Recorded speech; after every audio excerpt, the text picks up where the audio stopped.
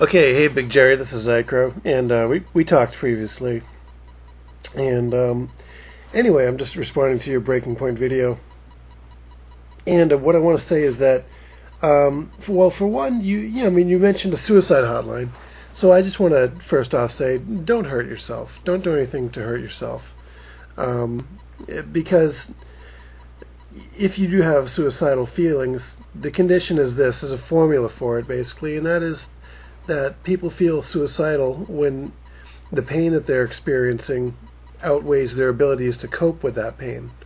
And the solution is just simply to find ways to cope with it. And it's not that the way you're feeling right now is not a permanent condition. It's going to change, and you're going to feel happy again. And uh, now, moving on from that, if you do feel suicidal, just you should call somebody. That is considered an emergency situation.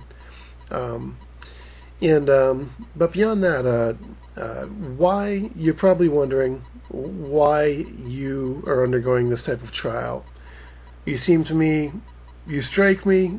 I could be wrong, but you do from what you were saying and what you were implying. It seems that you're kind of lonely and frustrated with life, and things aren't cracking up the way you think they ought to. And from my own experiences, I'm probably going to say that you might be experiencing a long night of the soul, so to speak. You're wondering why God would put you through this situation, and even if you're probably even wondering if there is a God or what it means to be a Christian.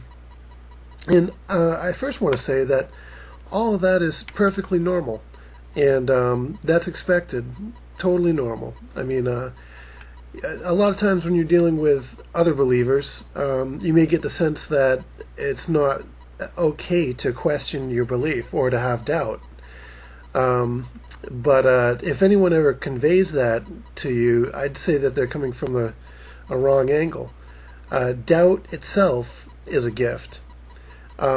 If human beings were not endowed with the capability of doubt, then we wouldn't be able to have any questioning to try to find out what the truth is.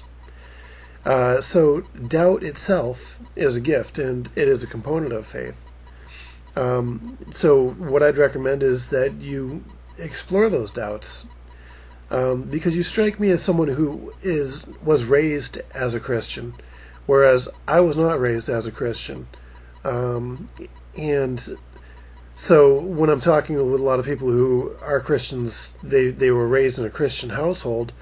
They get out on their own in life, and they are suddenly surrounded by uh, odd influences and strange circumstances that make them question their salvation or what it even means to be a Christian. It's like starting completely anew. Um, so that's perfectly normal.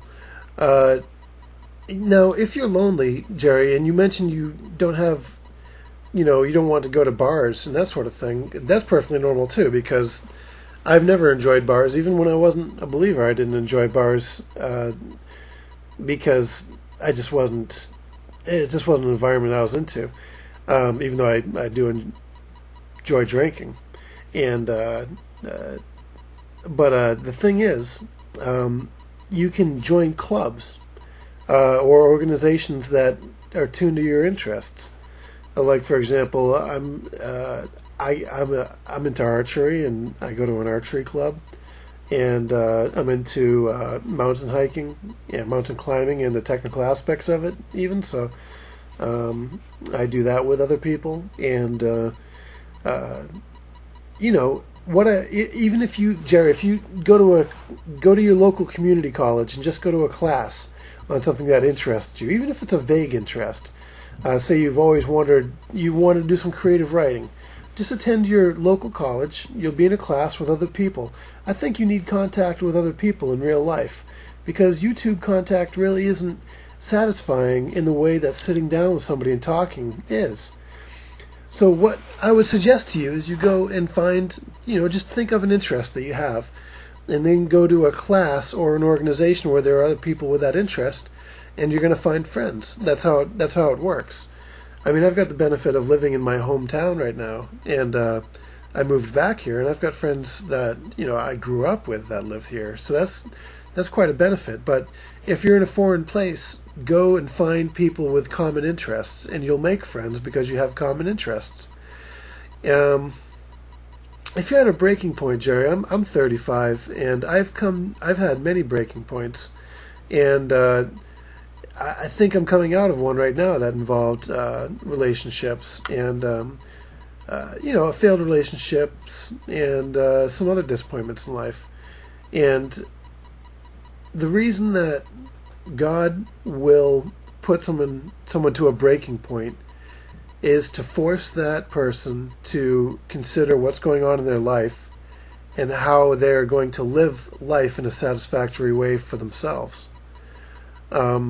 That's why I think people come to breaking points. If people never came to breaking points, they'd just simply float through life, basically, kind of in a cloud-like fashion, I guess. But if you're at a breaking point, it's because God wants you to consider what you're going to do with your life. And there are things that you're going to do with your life. I mean, you said you are interested in finding a relationship. The best advice I can give there is to become the type of person that you would be interested in. So, I mean, if you're looking to meet a woman who's fit, you're going to have to start working out. If you're looking to meet someone who's interested in getting out and discovering things, I mean, you're going to have to do that yourself. It's really, you're not going to be in a position where you're going to meet anyone interesting if you're passive. You have to get out there and engage, and that's just healthy. That, and also, I mean, diet and exercise. Those are very important for someone's well-being and someone's emotional state. If someone's not getting exercise and proper diet, they're going to be sad because they're out of sorts. I mean, exercise. There's no doubt whatsoever that diet and exercise dramatically increase people's moods and feelings and overall sense of well-being and your happiness.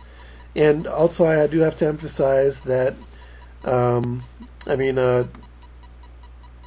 trust the Lord. Ask the Lord, just as you would your own conscience, what He wishes you to do. And if you're feeling stressed out, trust that He has a plan for you. But ask Him what He wants you to do. Ask to become the man that He wishes you to be. And anyway, man, I hope that adds up. I wish you the best. And if you're at a breaking point, I mean, people have come to those, and that you get through them and you go on. Peace out.